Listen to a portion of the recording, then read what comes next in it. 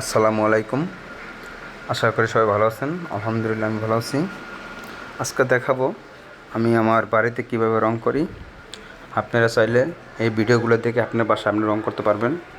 কারণ নিজের বাড়িতে নিজে রং করলে একটা জিনিস ভালো হবে, সেটা হলো কিছু টাকা বেঁচে যাবে। বর্তমান মিস্ত্রিরা অনেক টাকা এমন সেভ হয়। তবে রং করার আগে অবশ্যই বিল্ডিং ঘষে নেবেন। আমি দুইজন মানুষ নিয়ে বিল্ডিংটা ঘষে নিয়েছিলাম।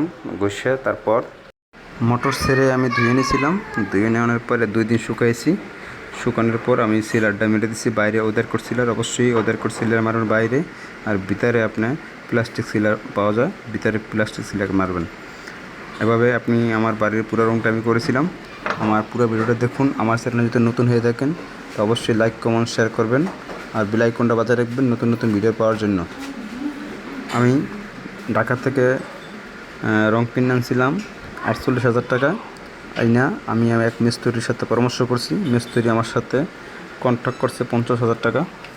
50,000 টাকা কন্ট্রাক্ট করার পর আমি চিন্তা করছি আমি রং কিনছি মাত্র 48,000 টাকা। রং মিস্ত্রি যদি চায় 50,000 টাকা, তাই বোঝেনি তো অনেক টাকা বেশি চেয়েছে রঙের চেয়েও। তা আমি মনে মনে চিন্তা করছি যে নিজের রংটা যদি নিজে করা যায় তাই আমার অনেকগুলো টাকা বেঁচে যাবে।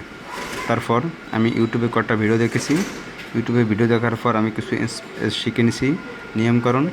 অবশ্যই প্রথম আপনার বিল্ডিং সুন্দর করে ঘষতে হবে। 120 পাথর দিয়ে অথবা সেচ কাগজ আছে, এই পাথরে অথবা কাগজ দিয়ে ঘষতে হবে। ঘষে সুন্দর করে পানি মেরে ধুয়ে, আর যদি না ধুতে পারেন তা ঝাড়ু দিয়ে সুন্দর করে পরিষ্কার করে আপনার পরের দিন সিলার মেরে দেবেন।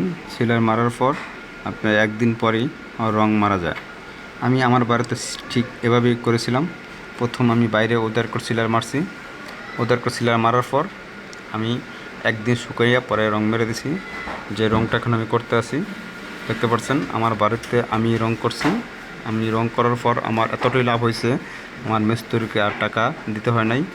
যদিও আপনার একটু কষ্ট হয়, আমি অনেক কখনোই রং দেই নাই, এই প্রথমবার আমি রং দিতে আসি। তবে আলহামদুলিল্লাহ আমার রং দেওয়া খুব সুন্দর হয়েছে। আমার কাছে আমার রংটা দেওয়া খুব ভালো লাগছে। দিন শেষে আমি অনেকগুলো টাকা বাঁচাইতে পারছি, যা বর্তমান মিস্ত্রিরা অনেক টাকা চাইবে। আমরা বর্তমান মিস্ত্রিরা কখনোই রোজা কাজ করে না, ঠিয়া কাজ করে। আর ঠিয়া কাজ করে তারা 2-1 দিনের ভিতরে কাজটা সেরে ফেলায়। দেখা গেছে 3 থেকে 4 হাজার টাকা হাজিরা পড়ে যায়। আপনি একটু কষ্ট করলে এই টাকাগুলো বাঁচাইতে পারেন। আহামরি অতটা কষ্টের কাজ না। একটু কষ্ট হলেও ভাই আপনার অনেকগুলো টাকা বেঁচে যাবে। তবে আমি আমার বাড়ির পুরো রংটা আমি নিজে করেছি। আলহামদুলিল্লাহ খুব সুন্দরভাবে বাড়ির রংটা আমি শেষ করতে পারছি। আমার 4 থেকে 5 দিন লাগছিলো। একটু বেশি লাগতে পারে, 8 থেকে 10 দিন লাগছে আমার রংটা দিতে বিল্লা। আমি অবশেষে শেষ করতে পারছি। আপনারা চাইলে আমার পুরো ভিডিওটা দেখে আপনারা নিজের বাড়ি রং করতে পারেন। আমি ঢাকা থেকে 8 ড্রাম রং নিয়েছিলাম।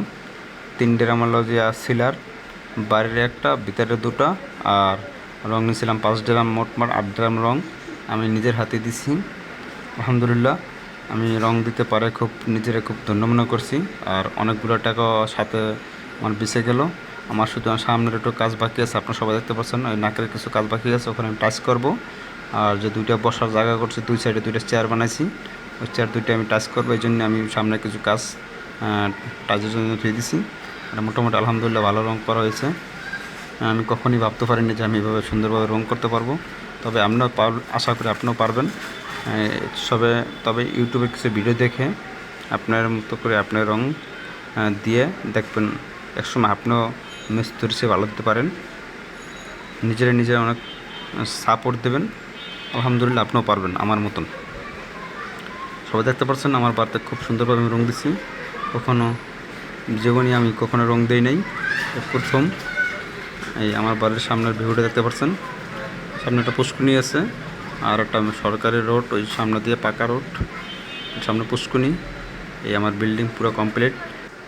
এটা হলো বাড়ির সামনের অংশ, আর এটা হলো একটা পুষ্কুনির পরে যে মেন রোড, এটাই আমার।